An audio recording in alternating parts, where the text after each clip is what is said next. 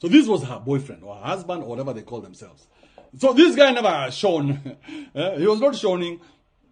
And now because they have some small shigidi in their pocket. It's a great achievement. They are unable to handle it. Everybody wants to the limelight. Leo huwezi amka ufanyie channel yako sijui nini afu watu waseme ni club. Ni kama useme duka yako imeibiwa.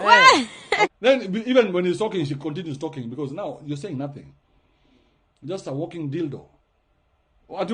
Hairstyle yake. Me I'm always I'm always against hizo mavitu anashukanga. I don't like them. So she can't even allow him to talk because he's a Kenovia. He's in his Kenovianness.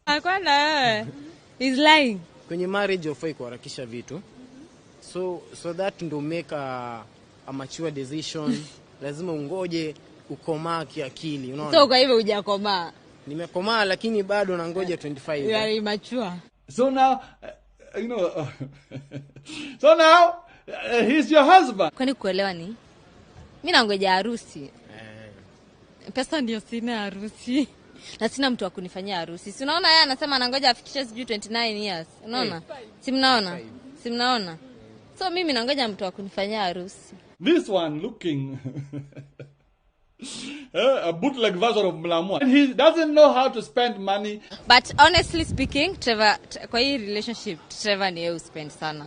Carelessly. He's such a bad spender. Trevor. At the end of the day, Trevor is a very bad spender. You're a bad spender, sindio? You don't account. He can't account for his money. Haji sema alitumia hapa. Ukweli? Ama nadanganya? Unadanganya? Jitetee.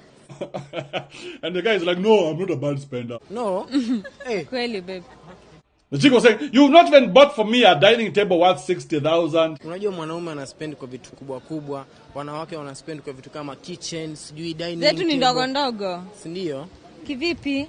Mimi vitu zangu ni ndogo, wanashinda kuninunulia dining to 60,000. Sasa ni ndogo. Wakati hujafika, sijashindwa. What do you think she was doing? She was telling guys out there, who has 60,000? Who is willing to buy a dining table 60,000? Since this capune here cannot buy it. So a man is going to say, that's what she's worth. 60,000.